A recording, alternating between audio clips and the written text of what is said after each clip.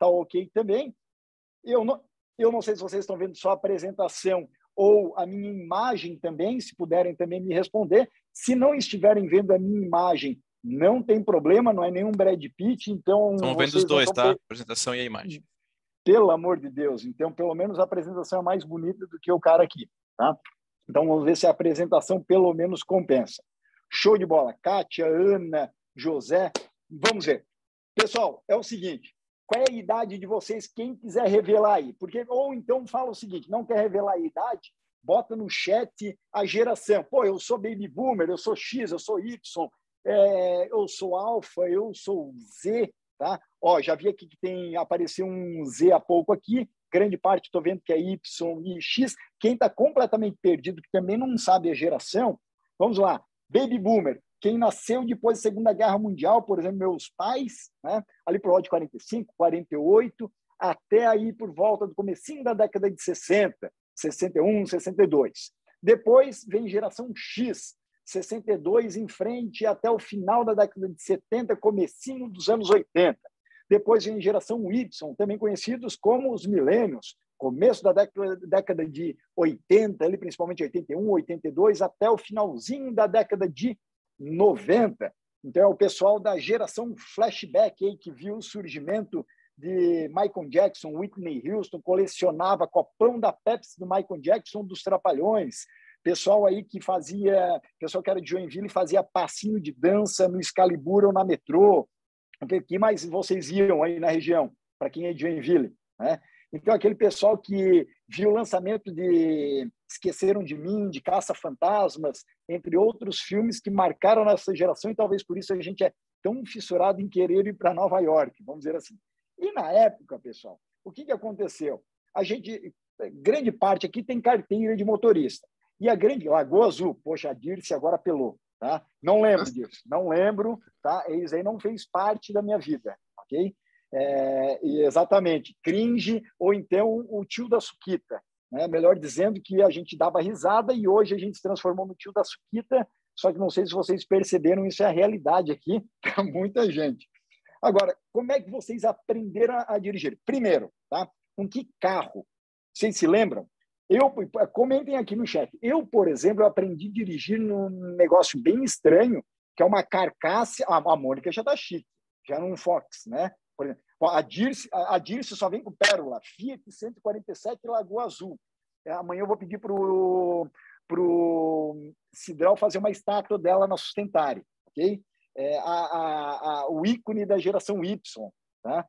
Então, a Monza, Celta. Eu aprendi a dirigir numa carcaça de Brasília, que botam um negócio meio feio em cima de fibra que chamam de bug, ok? Então, é assim como é que eu comecei a dirigir. Depois, eu pegava meio emprestado, meio roubado a partir do meu pai, e aí a gente foi aprendendo. Bom, e por que eu faço essa provocação? A gente aprendeu, né, de forma típica, ou seja, na prática, algo, e a gente também teve alguém que nos ensinou. Só que esse alguém era humano. Com quem vocês aprenderam? Eu, por exemplo, aprendi as primeiras coordenadas com meu pai na época.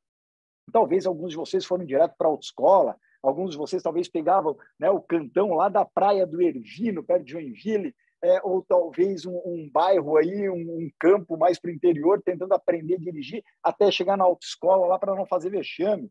Eu aprendi também, como a Kátia comentou, com meu pai ali no começo, mas também jogado nos cantões, vamos dizer assim, tá? E por que eu falo isso? Porque como a gente aprendia pelo modelo tradicional, hoje a gente aprende para um modelo um pouco diferente aqui dentro dessa jornada. E quando a gente vê algo como está aí na tela, a gente meio que se apavora, né? Isso aqui foi em Ohio, pessoal, um tempo atrás, pertinho de um lugar onde eu morava nos Estados Unidos, onde um garoto simplesmente bateu aquela vontade de comer o Mac. Ele chama a irmã, que tinha metade da idade dele, tinha 4 anos. Eles aprendem pelo YouTube de madrugada como é que se conduzia o carro automático dos pais. Os pais estavam dormindo, né? Vão para o carro, ligam o carro, saem dirigindo por 2,5 km, chegam num drive-thru e aí pensa no susto que a atendente do McDonald's... Eu já trabalhei no McDonald's, então já nos Estados Unidos, inclusive, eu fico imaginando o susto que alguém levou no drive-thru a hora que apareceram aquelas pessoas, aquelas metades de gente, vamos dizer assim, ali no drive-thru, claro, pensando que era uma pegadinha, mas, na verdade, os moleques estavam aí autossuficientes, aprendendo a conduzir. E esse mundo um tanto doido aí que a gente começa a observar, ele vem aí numa origem de uma revolução, principalmente digital, nos últimos 20 anos. Porque antes os nossos pais tinham uma grande dificuldade, era de que nós, gerações X, geração Y, que é a grande parte que está aqui na live, de trazer-nos para dentro de casa, concorda? Então, ou seja, a mãe tem que ir com vara de goiabeira, vamos dizer assim, por causa que, poxa, a gente era criado muito na rua. Hoje em dia, os pais eles têm uma outra dificuldade, é conseguir tocar os filhos de dentro para fora de casa. E hoje em dia, as pessoas estão muito presas dentro deste processo, nas tais chamadas redes sociais. E só para vocês terem noção, hoje nós, como Brasil, estamos entre das nações que mais tempo acaba ficando numa rede social. Só que essa história ela começou a se intensificar, uma rede social não é algo recente, pessoal, a rede social digital, sim, mas a rede social padrão, normal, global, vamos dizer assim, é algo muito antigo. Se a gente for pegar a própria igreja, é uma rede social, dependendo da igreja que você vai, se você pegar a maçonaria, se pegar as universidades antigas, onde é que as pessoas ficavam muito juntas, se pegar um Rotary, se pegar um Lions, tudo isso são redes sociais também. Só que hoje em dia a gente tem as chamadas redes sociais digitais. E nas redes digitais, elas deram uma intensificada a partir de 2002, 2003. Tá? E aí, Deus me livre se encontrarem a nossa foto do Fotolog, pessoal, se alguém se lembra aí, ou do Orkut antigamente, né? Do que vai ter gente que vai ser pego com garrafinha de Raisca na mão, com Gudan segurando na outra, vai ser um escândalo, vamos dizer assim. Então, ou seja, a gente foi criado no começo, da nossa adolescência, ali da nossa juventude, nas redes sociais, e começo, assim, o começo mais ativo, mais massivo, começou com o MySpace nos Estados Unidos, que era uma rede universitária. Só que depois de 2003 a 2005, se vocês forem perceber, as grandes redes sociais hoje em dia, tá, como LinkedIn, Twitter, YouTube, tá, e Facebook, atual Meta, esse quarteto fantástico aqui surgiu entre 2003 a 2005. Olha só. Então, você usa hoje, por exemplo, uma estratégia no LinkedIn, é uma rede que existe há 20 anos exatos. Tá? Apesar de que o LinkedIn, por muitos anos, vocês não usaram porque ele era tipo um cato online. Você apenas depositava lá o seu currículo. Dal Bosco, eu só criei minha conta no LinkedIn apenas para procurar emprego.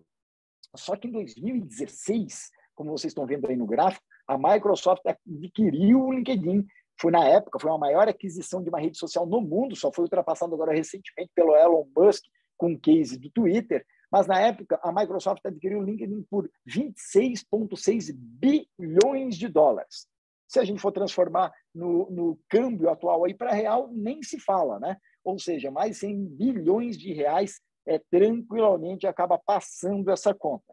E o que acontece? Em 2016, o LinkedIn ele acabou abrindo para vocês postarem, seja um post, seja um artigo, que você não encontra essa possibilidade de postar um artigo, por exemplo, no Instagram.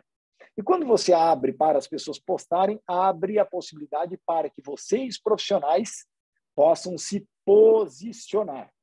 E aí já fiquem com essa palavra em mente, porque a gente vai falar muito a respeito disso, onde é que vocês estão tropeçando e comendo bola aí no mercado. Tá? E essas redes sociais, elas vieram de uma maneira massiva e vão continuar nessa pegada, porque hoje em dia a gente busca muito conteúdo ali. Este virou o nosso ecossistema diário. Porque década de 80 e 90, vocês se lembram que a gente tinha a seguinte frase, que inclusive hoje à tarde eu falei na entrevista para a Band TV. Era a década onde quem tem informação é rei. Né? E aí as nossas gerações, Baby Boomer, X, Y, a gente aguentava a informação. As pessoas não compartilhavam, concorda comigo? E poucas pessoas tinham informação. E quem tinha informação, ou a gente tinha a condição de aprender com essas pessoas, e aí torce para você ter crescido numa família que conseguiu lhe colocar no colégio bom ou numa universidade e que você tinha acesso a uma biblioteca, por exemplo, ou então, né, que se você tinha acesso a Barça, enciclopédia, algumas, aquela de capa preta, Almanac Abril, Revista Seleções e gibizinho Turma da Mônica. Poxa, a gente não tem muita alternativa de buscar informação.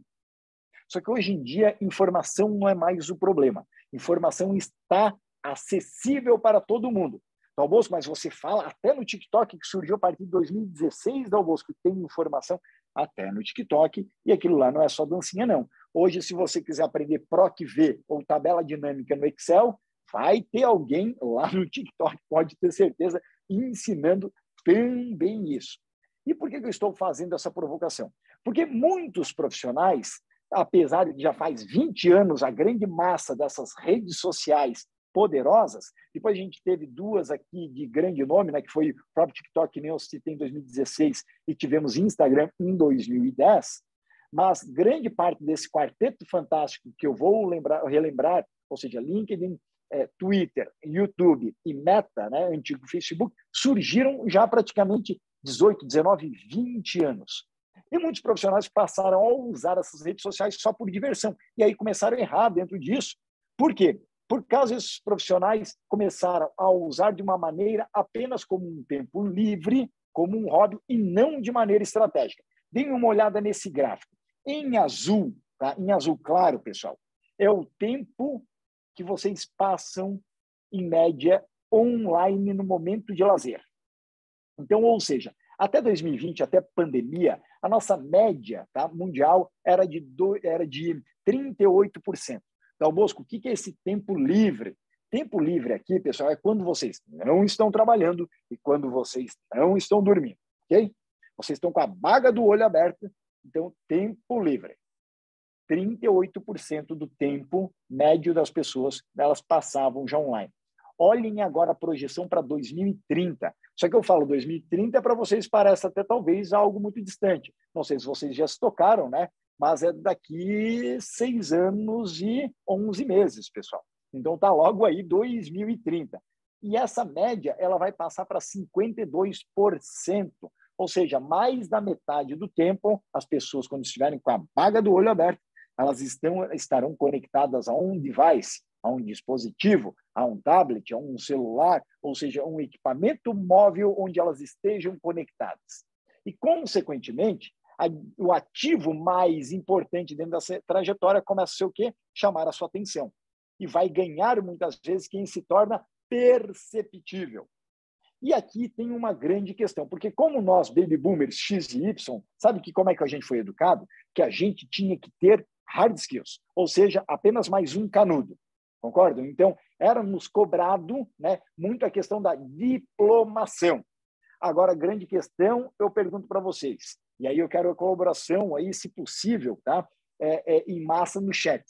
Quem teve em alguma entrevista de emprego nos últimos 2, 3 anos, independente seja presencial ou seja online, independente seja com RH ou com headhunter, quando que perguntaram onde vocês se formaram?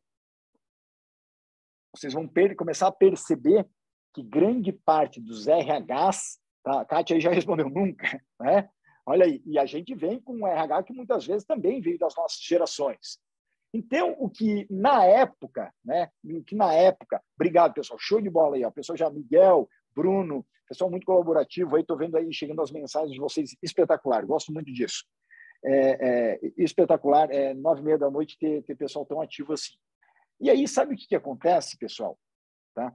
O João falou ali, né? Nem sequer pede diploma. Agora, o que eu estou falando aqui não é para a gente não ter um diploma, longe disso. Isso tem que fazer parte, né, da sua construção de carreira, da sua busca por conhecimento, da sua capacitação, da sua hard skill. Só que os nossos pais nos ensinaram, a sociedade nos ensinava com relação ao seguinte aspecto, né? Ou seja, você tem que ter um diploma para conseguir algo. Só que, poxa, isso não funciona praticamente 20 anos, 15 anos intensamente, porque hard skill virou dado. Consequentemente, existe aqui uma possibilidade diferente da gente abocanhar esse mercado. Só que só hard skill não basta. principalmente para quem é baby boomer X e Y, a gente teve que aprender a ser menos ogro ou ogra, porque não nos ensinaram, poxa, que a gente tinha que ter empatia, que tinha que ser um líder, nos ensinaram a ser chefe, nos ensinaram a gente ser, né, mais bruto, vamos dizer assim. Eles nos falaram que, opa, agora a gente tem que ter isso aqui se chama resiliência, ou seja, o casca grossa da nossa época, né, fazia parte do império casca grossa cristão, hoje em dia o pessoal chama de resiliência, deram uma palavra bonita aí para o negócio. Então, ou seja, pô, a gente tem que ser resiliente, tem que ter comunicação interpessoal, o RH cobra de vocês, etc. Beleza, então a gente teve que se adaptar, né? A Kátia falou plasticidade. Kátia, eu até chamo, né? Eu até tenho um artigo que fala sobre isso, porque resiliência, por vezes a gente acaba usando muita palavra para a grande massa entender, porque virou uma palavra da moda.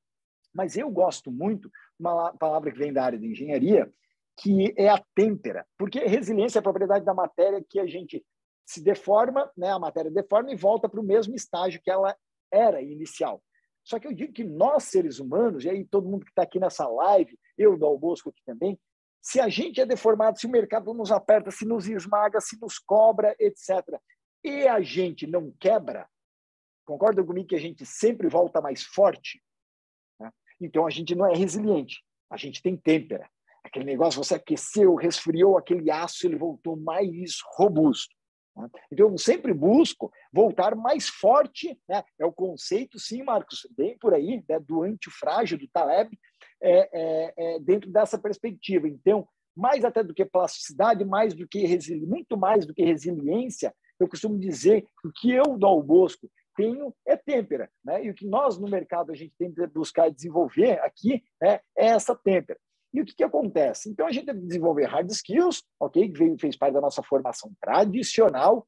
Depois, a gente começou a desenvolver soft skills para a gente ser menos expulso e menos ogro aí no mercado. Só que sabe onde é que vocês geralmente estão errando, pessoal? Não tem cadeira que fique em pé com esses dois pés apenas. Vocês estão errando nisso aqui, ó. Como o mercado está percebendo vocês. Porque senão perguntam de onde é que vocês vêm. E talvez nem para onde é que vocês vão, porque talvez aquela pergunta lá que muitos RHs ainda fazem, onde é que você se vê daqui 5 anos, daqui 10 anos, nem o RH sabe, caramba, entendeu? Nem o cara lá sabe onde é que ele vai estar. Quem me dera eu responder para o cara onde é que eu vou estar daqui 5 anos, né? Ou seja, todo mundo que respondeu essa pergunta lá, vamos botar 5 anos para trás, pessoal, 2019, 2018, todo mundo errou. Concorda comigo? Todo mundo errou, porque ninguém também esperava a pandemia. Então, o que acontece aqui dentro disso?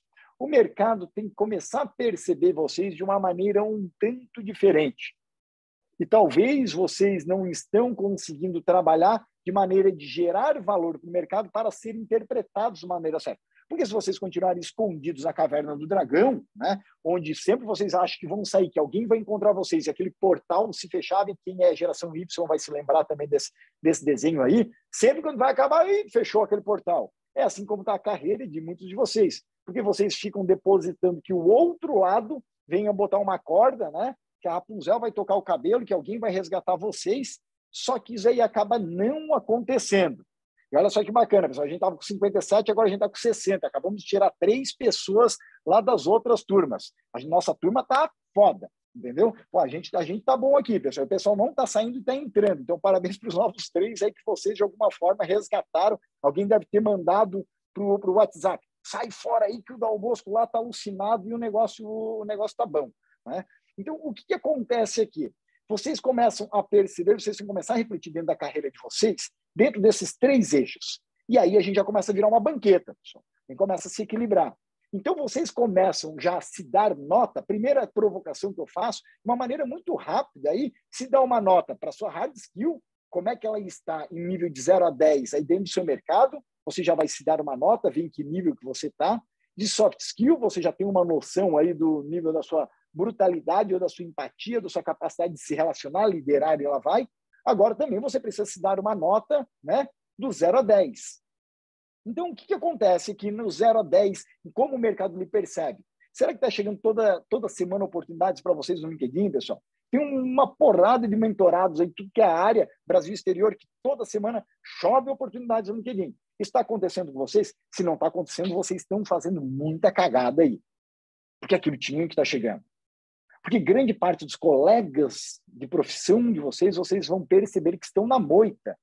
São pessoas escondidas dentro da caverna. Se a gente vai para o pessoal da área de engenharia de software, se a gente vai para o pessoal da área de logística, supply chain, nem se fala, o cara é mais dentro da toca ainda, mais escondido ainda. Então, é muito fácil você, de certa forma, ficar perceptível para o mercado. Por quê? Porque a grande massa do seu mercado simplesmente não está fazendo. E se não faz, você tem aí uma grande oportunidade nas mãos. Por exemplo, a Ana Jamile fala aqui, ó, né? Vixe, estou na moita, né? Nem abro o LinkedIn. Muitos de vocês vão falar assim, LinkedIn, caramba, nem lembra a senha da Albosco, entendeu? Poxa, bateu há 2 semanas 63 milhões de usuários no Brasil, só para vocês terem noção. E é a única rede que você consegue acessar e procurar quem é o RH, quem é o diretor específico da Bosch em Curitiba, da Bosch ou da Deloitte lá no Reino Unido.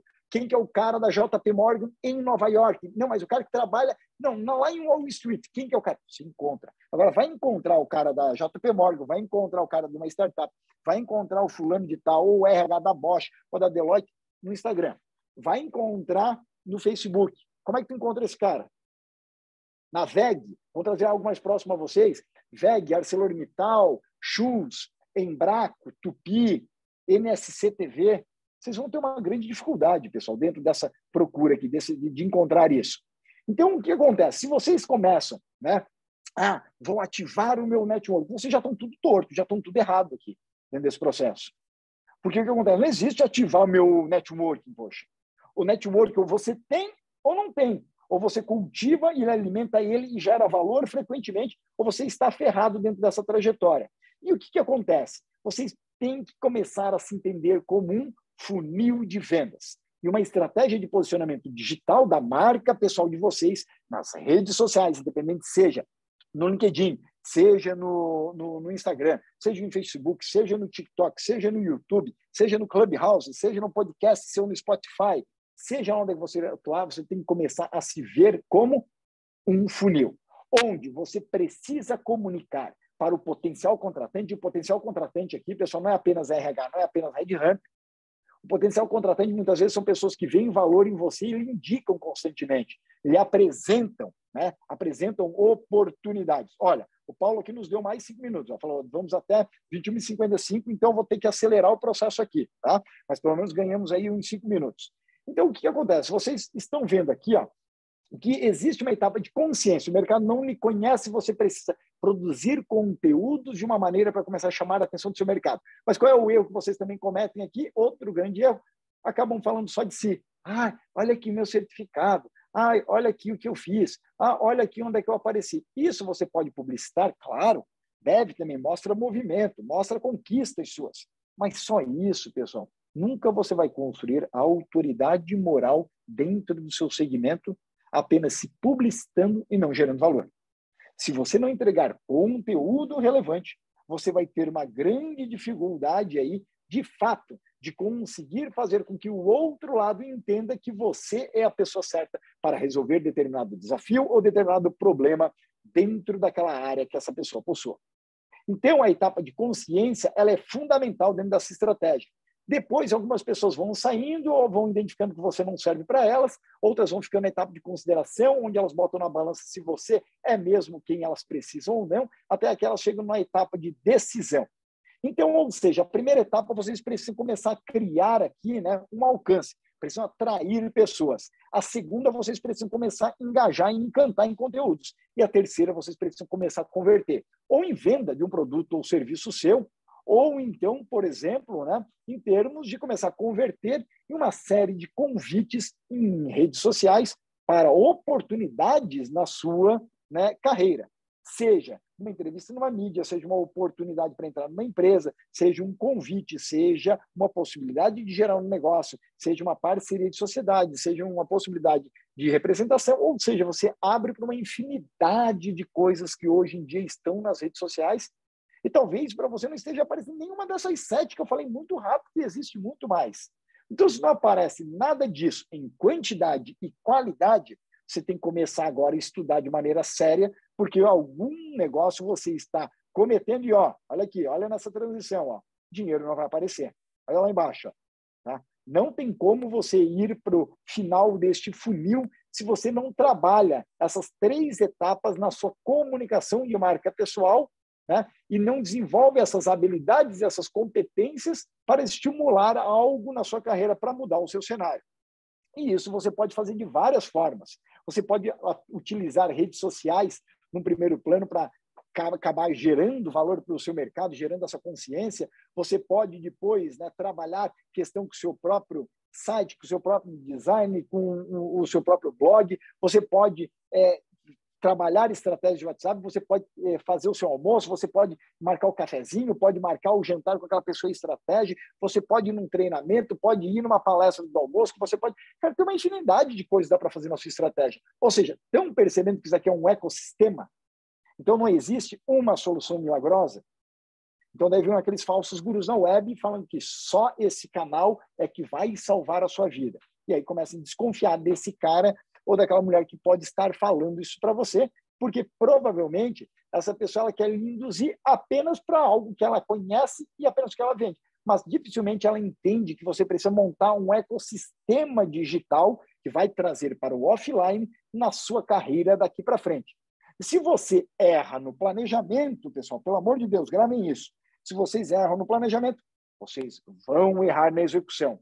Se erra no planejamento, vão errar na entrega. Se erram no planejamento, não vem oportunidade em quantidade e qualidade. E vocês vão continuar aí falhando no mercado e pessoas, muitas vezes, com menos experiências que vocês, vão ficar abocanhando oportunidades que poderiam ser suas, mas porque essas pessoas simplesmente conseguem fazer o quê? Ser percebidas. E se vocês não são percebidos, um RH não encontra, um headhunter não encontra vocês para oportunidades nacionais e internacionais que semanalmente a gente tem mentorados que acabam tendo. E se isso acaba não acontecendo na tua trajetória, começa a revisitar o que você pode estar errando na sua marca pessoal. Agora, tomem cuidado com o seguinte que eu vou mostrar a seguir para vocês. Estão vendo essa pirâmide aqui de evolução da marca pessoal?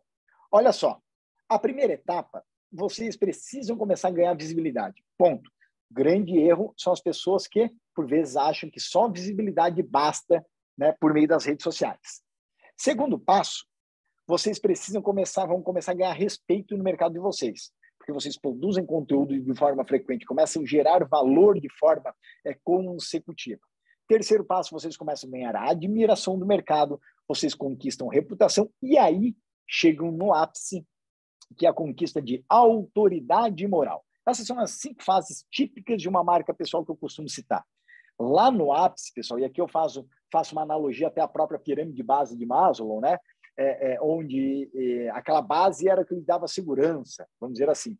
Só que lá no ápice, no bem-estar, na autoestima e lá vai na autorrealização, que estava, vamos dizer assim, aquela essência da nossa vida, o viver até do propósito. E o que acontece? As maiores oportunidades que a gente pode ter na nossa carreira vão nos dar muita significância, vão nos dar muita realização. Estão lá nesse pico. Estão lá naquela fase chamada autoridade moral. Só que grande parte do pessoal, sabe o que acontece? Comete mais um grande erro que eu alerto vocês. Para aqui. Para só na visibilidade. Ele se transforma apenas no blogueirinho, na blogueirinha lá daquela rede social e ele não entende que ele precisa continuar construindo a marca pessoal dele ou dela, porque essa é a única camisa que você vai vestir até o final da sua vida. Por vezes você bota a camisa do partido político, do time de futebol, da associação comercial, industrial, e daí mais lá daquele grupo, daquela sua rede social offline, e faz isso, e vai vestindo camisas durante a sua vida. De repente você olha, você não consegue mais nem se perceber, porque você não se entende, mas cadê minha marca? Eu tenho meu sobrenome que é só o CNPJ da empresa, poxa, né? Eu sou fulano da empresa X, eu sou Beltrano da empresa Y, mas, caramba, o mercado não me conhece pelo meu nome e sobrenome que está na empresa X ou está na empresa Y. Vocês estão vendo a diferença de fulano que é da empresa e fulano que está na empresa? Quando vocês se apresentam, inclusive, olá, fulano, prazer, só um exemplo, tá? Aqui diz, eu sou fulano da Whirlpool, eu sou fulano da Bosch, eu sou fulano da Accenture. Né? Pô, vocês parecem propriedade, né, do CNPJ. Né? Eu sou fulano da empresa X. Então, começar a se ver como uma marca, como um CPF, que ele precisa ter uma construção. e você assumir o protagonismo da sua própria carreira, isso é fundamental, pessoal, porque senão vocês vão continuar dependentes e sendo coadjuvantes da sua própria vida. E nunca ninguém voltou para me contar se existe outra vida. Então, se talvez eu tenha só essa, cara, eu dou tudo de mim. E é por isso que aqui está dando quase 10 horas, eu estou aqui também dando de mim aqui para vocês. Estou gerando valor de você, para vocês. Porque, poxa, essa vida, caramba, que a gente tem que se entregar. E talvez você não está sendo coadjuvante, não está sendo protagonista da sua própria trajetória. Você continua sendo o número 2 da sua marca. Você apenas é um dependente, vamos dizer assim, um drogado, vamos dizer assim, de dependência ali de carreira de alguém escolher o seu futuro. Então, se apenas um CNPJ, se apenas um CPF tem a capacidade de escolher o seu futuro e você não tem uma marca construída forte, de maneira estratégica, onde você se torna relevante para o mercado, bem quisto por esse mercado, e o mercado lhe quer de maneira frequente, você não controla a própria carreira. Você não tem a habilidade e não tem a competência de liderar a própria carreira. E é o título, inclusive, da nossa palestra de hoje aqui, da nossa aula. Então, isso aqui é muito comum, ó, né? Aqui jaz mais um trabalhador focado em métrica de vaidade que só buscava curtida na rede social, né? Só que depois vai morrer com essas curtidas aí e aquilo de nada gerou para a pessoa. Por quê? Porque ela fica só nisso aqui, ó, etapa de visibilidade. Ou seja, sim, o engajamento, né? Expandir o seu nome, isso é fundamental, mas você só vai começar a ganhar respeito, admiração, gerar reputação, conquistar a autoridade moral, porque não é você que se diz que é autoridade moral no segmento, é o mercado que vai lhe dizer, e vai lhe indicar, e vai lhe comprar, e vai lhe afirmar que você é fera, você é top of mind, você é o primeiro na mente quando eu penso no almoço em marca pessoal, em personal brand, eu penso em você. Beleza. Aí talvez você possa se dizer que é autoridade moral naquele segmento. Se você não constrói isso, além da visibilidade, estratégias para subir nesse nível, vai morrer um fissurado em métrica de vaidade. E o que acontece? Pessoal, olha aqui o modelo de carreira dos nossos pais. Era típico assim, né? Ou seja, você ficava 30, 40 anos numa empresa. O negócio começou a mudar. E hoje em dia, a gente tem a possibilidade de fazer 2, 3, 4 coisas em paralelo. E isso não significa necessariamente que você está num desespero. Porque antigamente, se você tivesse 2, 3, 4 coisas ao mesmo tempo, era assim, ih, olha lá fulana.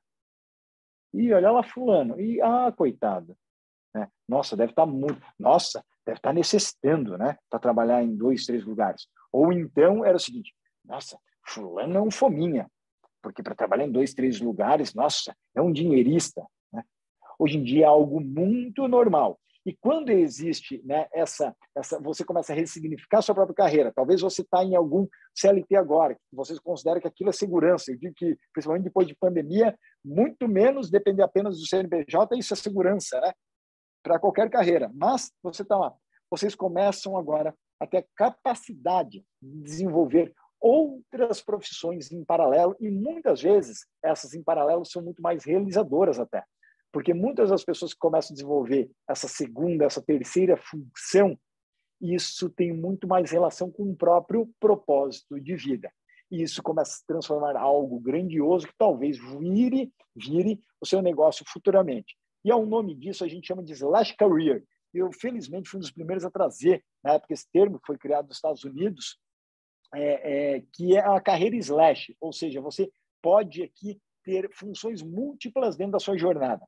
E olhem esse gráfico aqui. Né? Chega o momento da nossa maturidade, em termos de idade, onde que a gente, claro, começa a ter uma crise, né, de autenticidade, né? A nossa crise de talentos. E isso acontece muito aí nos 30, nos 40, nos 50 anos, aí nessa faixa, aí, nesse intervalo de entre 15 e 20 anos dentro da sua jornada. Por quê? Porque a gente já começa a botar em cima da balança outras coisas e não necessariamente apenas o dinheiro.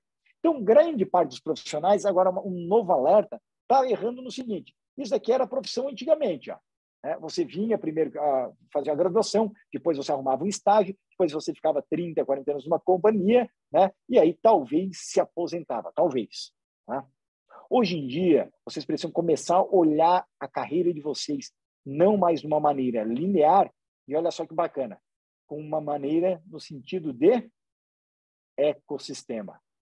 Ou seja, aqui não tem nenhum problema, pessoal, ser muitas vezes tudo junto e misturado, desde que você esteja organizado e seja um sniper, seja estratégico dentro desta construção.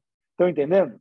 Ou seja, carreira linear era muito bonito, muito característico, né, para os nossos pais e como tentaram nos educar.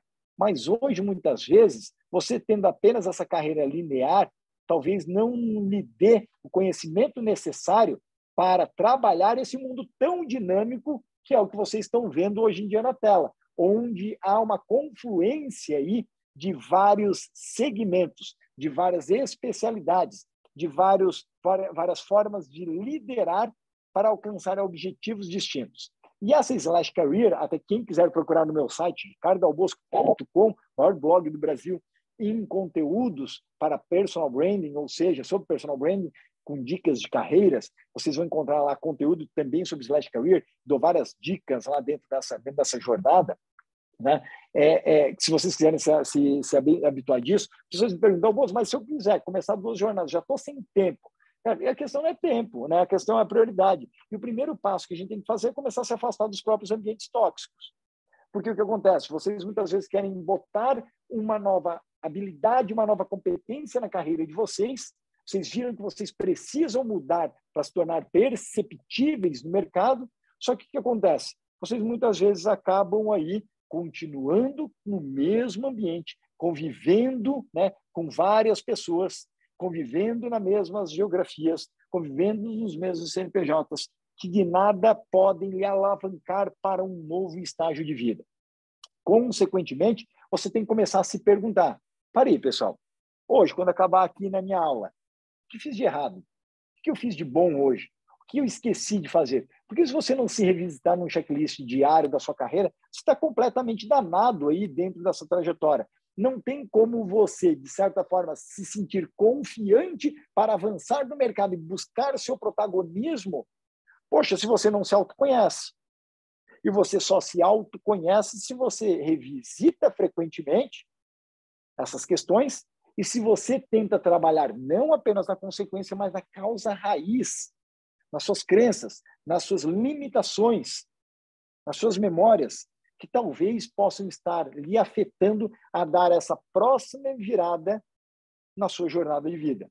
Consequentemente, a gente tem uma transição característica de um modelo de portfólio, vamos dizer assim, de produtos BSG, né, que a gente tinha antigamente, para a criação de um ecossistema conforme eu mudei.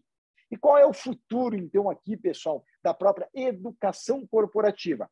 Cada vez mais, as marcas elas vão estar sedentas em buscar o conhecimento de pessoas que elas se inspirem, e não apenas as pessoas que têm um canudo. Quem são aquelas pessoas que elas percebem, que aquele CNPJ ele percebe que inspira outros profissionais? Quem são os líderes que eles vão contratar no mercado? Opa, vamos ver quem realmente tem a capacidade de nos motivar. E como é que você tem a capacidade de ser encontrado em massa hoje em dia no mercado? Digitalmente. Por causa que um conteúdo que eu faço hoje, pessoal, ele não vai apenas para os meus 61 mil seguidores, por exemplo, no LinkedIn, e lá vai. Ele vai para muito mais que isso, tem a capacidade de chegar em segundas e terceiras conexões. Então, vocês estão vendo que a produção de conteúdo ela pode ser, inclusive, libertadora no começo, né, de começar a dar uma virada para vocês em termos de gerar valor. E quando você gera valor no seu mercado, ensina eles. Augusto, eu vou fazer isso de graça. De graça? Exatamente. Né? Só que não nos ensinaram isso no passado. Então, você doa conteúdo, você começa em determinado momento a disparar o que eu chamo de gatilho mental da reciprocidade. Esse gatilho mental da reciprocidade é quase que você coloca no outro lado um sentimento de culpa, um sentimento de dívida com vocês, com relação que eles precisam retribuir. E a educação, né, corporativa, ela vai muito para aí. Ela vai cada vez mais contratar como SLT pessoas que hoje em dia, né, inspiram nas redes sociais, assim como cada vez mais elas vão buscar, né, contratações externas, caso você seja um profissional liberal aí, o mentor ou a mentora VIP ou o mentor ou a mentora corporativa. Inclusive, eu tenho uma formação aqui, quem quiser dar com o QR Code na tela aí, né, eu tenho uma formação, uma certificação específica que forma mentores e mentoras no mercado. Então, por que eu faço essa provocação aqui? Por causa que se tornar alguém relevante aos olhos do outro lado, se tornar alguém apetitoso para o mercado, alguém que inspire por meio de conteúdos, alguém que se posicione de maneira adequada, alguém que passe confiança, alguém que consiga ter procedimentos para guiar as pessoas, seja um liderado, que alguém da sua equipe num CNPJ, seja um mentorado ou uma mentorada que você pode ter, pessoal, vocês começam a mudar o jogo da vida de vocês. Se vocês se dedicam intensamente por 4 meses, por 6 meses, dentro de uma estratégia, inclusive de produção de conteúdo, gerando valor, etc., vocês podem fazer, eu faço isso há anos, pessoal, transformando vidas. Vocês podem mudar esses próximos 5 anos da vida de vocês tranquilamente em termos de oportunidades na carreira, convites e negócios. Então, você tem hoje, pessoal, a oportunidade, tá, de criar conexão com quem mais importa. Okay? Com quem mais importa. Por causa que vocês conseguem chegar diretamente no público-alvo, coisa que a gente não tinha oportunidade na década de 80, década de 90.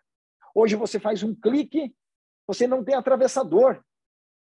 Você tem a chance de chegar diretamente no cara da redação do jornal. O seu conteúdo ele pode impactar o cara aqui, ó. Meu livro vai ser lançado em Joinville semana que vem, dia 3, então vocês estão convidados, sexta-feira, no Juarez Machado, Instituto Juarez Machado, Rua Lages. Você pode chegar direto num cara de uma editora, você pode chegar diretamente no cara da Band, como eu estava hoje à tarde, hoje de manhã na CBN. Você pode estar, pessoal, ser requisitado diretamente para um cara que vai te chamar para o Canadá. Né? A área de Toronto, minha sócia, por exemplo, veio daquela região lá, voltou para o Brasil, e é uma região que está contratando muitos brasileiros na área da saúde, pessoal, que inclusive esse é o livro de marca pessoal focado na área da saúde, e contratando muitos profissionais brasileiros na área de tecnologia. Caramba, vocês têm com um clique hoje, pessoal, a chance de chegar num Headhunter, no RH. Poxa, vocês não fazem, caramba. Entendeu? Vocês estão esperando o quê? Porra, eu não entendo, sabe? Vocês têm hoje a chance, então, de criar conexão, de fato, com quem mais importa, só que vocês não estão gerando isso. E o que eu chamo aqui, pessoal, é vocês irem, de uma maneira leve, gerar esse conteúdo, essa informação, mas de uma maneira estratégica, de uma maneira responsável. Eu até chamo, né, de infotenimento. É a gente gerar informação com entretenimento, no sentido de ser digerível. Vocês começarem a refletir, caramba, pô, o Dalboso talvez tenha razão, né? O que o meu público-alvo precisa? O que, de fato, o meu mercado ele necessita? O que, de fato, eu posso agregar valor para as pessoas que estão do outro lado, mas que eu não consigo hoje, no modo estático que eu estou, dentro da caverna do dragão, lá dentro da toca, me tornar relevante. Porque se vocês não se tornam relevantes, sabe a única vez que vocês aparecem? Quando alguém fala para vocês, ó, abri uma vaga lá na empresa tal. Pô, vão se danar, caramba. Poxa, isso é ridículo você ficar esperando sua vida alguém me falar que abriu uma vaga na empresa tal. Olha, eu acho que o cliente tal está precisando.